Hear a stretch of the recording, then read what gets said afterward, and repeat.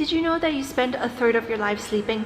If you know me in person, you know that that is something that I definitely preach a lot. I honestly have a bit of a problem. You know, life is so short, everything is fleeting, and there's so much you can do if you just sleep an hour less, 2 hours less. Just imagine how much more you could accomplish, and that is definitely not a healthy, but we'll make an exception for tonight because I'm doing an all-nighter for absolutely no particular reason. I thought that I would open up this video with me explaining my relationship with all-nighters.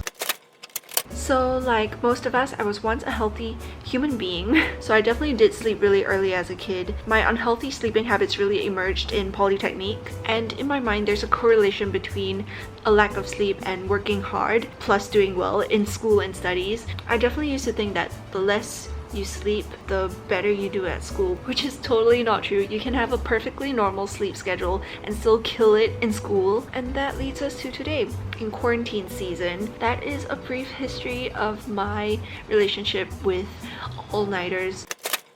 Whoa! Welcome to my desk. This is my mom's sewing machine, and I recently helped my sister and my mom sew or alter a few curtains. Honestly, it was so fun, and I realized that sewing to me is like driving a car. At first I'm really anxious and nervous about like, oh, what if this goes wrong, what if I make a mistake? But once you actually start it, once you actually like start driving, and once you actually start sewing, it becomes really fun.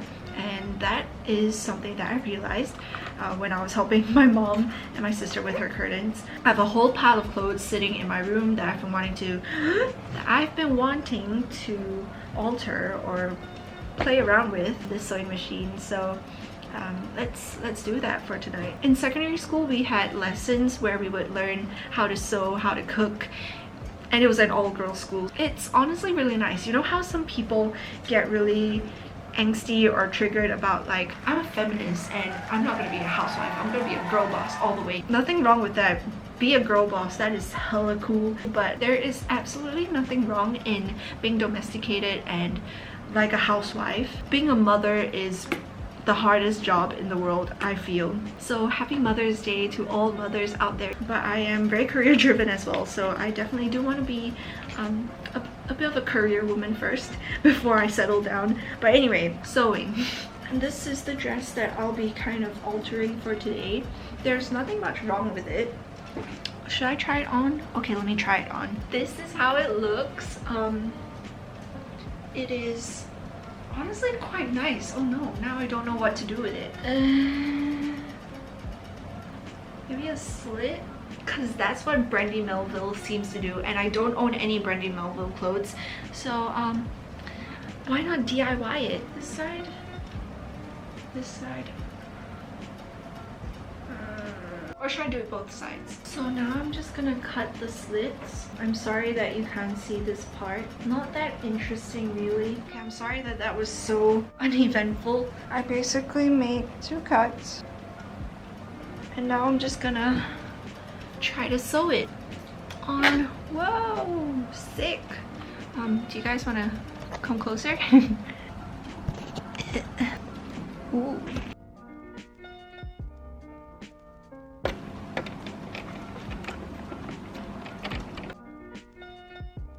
So that's one side done. This is what it looks like now. I did the thing.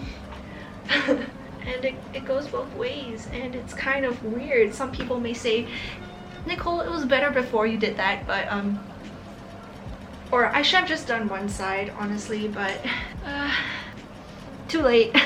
That is the first thing off my list of things to do for tonight. And time check, 1:09. The night is young, kids. Let's keep going. My study agenda for tonight is to do my Hebrew. This is honestly pretty terrible lighting, but it is the best angle for you to kind of see my desk setup. It is very messy. It is very messy. Basically, my monitor is here and my iPad is by the side. Let me just move this box.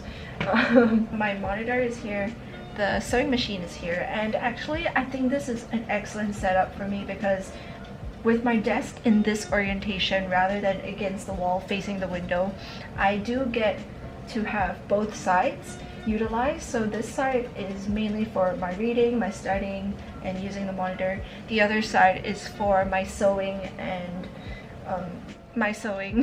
I'll be doing some studying of Hebrew. As I listen to the lesson, perhaps I can also talk a bit about why I took up this biblical Hebrew lesson. So I took up biblical Hebrew at a time when I was really starting to get back to my faith. I am a Christian and it's something that is really important to me.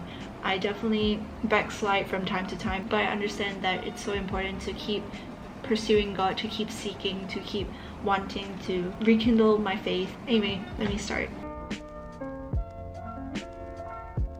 Hebrew didn't take too long because there's not much information to go through this time around. I didn't study for very long, so I think I'm just gonna continue with some calculus.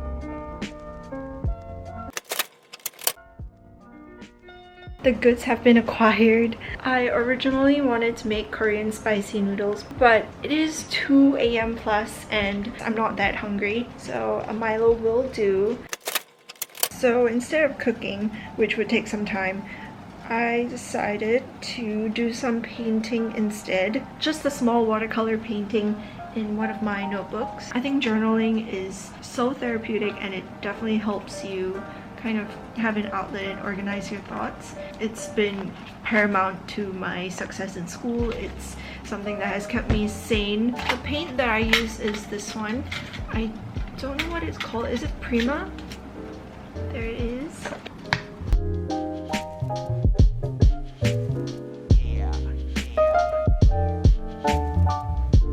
It's not my best work, but this is what I did. It was just me doodling on a page. $2.50, and I'm gonna go watch an online sermon on YouTube. So I think I'm gonna watch a church online service on confidence. This is the 3 a.m. rambling.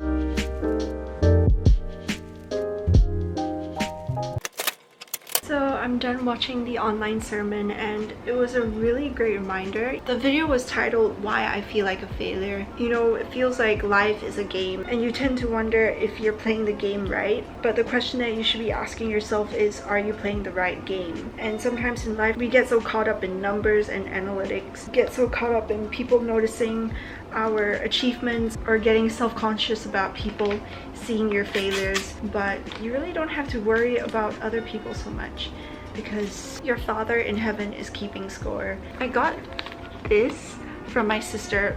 Coincidentally, this headband was also from my sister. Basically it's like face mask, but it's circular and it's cute. You can just put it wherever you want on your face. Look at that. It's so cute. Okay, so I'm just gonna put this right on my cheek. Oh my gosh. Oh my goodness. I look like an insect. I'm glad I did this. I feel so refreshed and it's so cooling on the skin and it smells so nice. While this is on my face, I'm gonna go on to the next thing on my agenda, which is to watch some shows. I thought I'd also take this time to talk about shows which I think are worth losing sleep over, or YouTubers that are worth losing sleep over. Definitely Best Dressed. I love the way she edits her videos. She's really setting a new standard for YouTubers. So I realized that I only talked about Best Dressed, so here are some other YouTubers that I really love. Choi, for example. I love how she lives alone in New York City now and she does amazing transformation videos. I also really love CatCreature. I've discovered her ever since she posted her portfolio video, which was amazing. So she goes to RISD and she does art videos and it's so therapeutic. It's so nice to watch. I love her style. She's really unapologetically herself. And the last YouTuber that I really recommend is sunbeamsjess. Honestly, I think that she deserves so many more views and subscribers. What I really enjoy about her content is the books that she reads, because she studied in the University of Edinburgh and she was an English literature major, I believe. So she does read a lot and it's honestly very inspiring. It's what inspired me to start reading a lot more. but shows that are worth losing sleep over. Recently, I've been watching The King, Eternal Monarch. It has a stellar cast, so that's 5 stars for a cast. The plot is a bit confusing, but I do see a lot of potential. As for cinematography, I think it's absolutely amazing. I realized that I only talked about one show again, so here are some other shows that I really enjoy. Kingdom is a pure drama with a zombie apocalypse kind of twist. Stranger Things, need I say more? I think a lot of people have heard of Stranger Things, and it really lives up to the hype. Another show that I really enjoy is The Legend of the Blue Sea, and I am convinced that any show with Jung Ji-hyun is an excellent one. And the last show that I recommend is Skins. Again, this is a classic. It's been around for so long, and the fact that it's still talked about should be testament to how good it is. So I removed the face mask and the hairband, and my face feels so fresh and supple, honestly. It's been a while since I've done external self-care. So yeah, I'm gonna continue watching the Korean drama. So I watched a few episodes of The King, Eternal Monarch, and it's so good.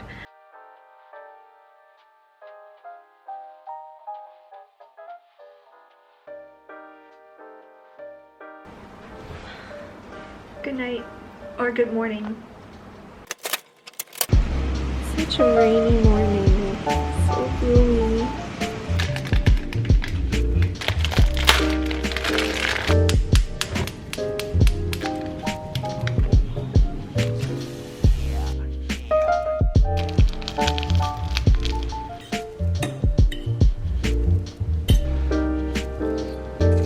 God has really blessed me with an amazing home, amazing family, and I know that not everyone has that. So if you are living in Singapore and you're interested in giving back to the community in some way, I've put a link in the description bar below where you can see different places where you can donate if you are interested.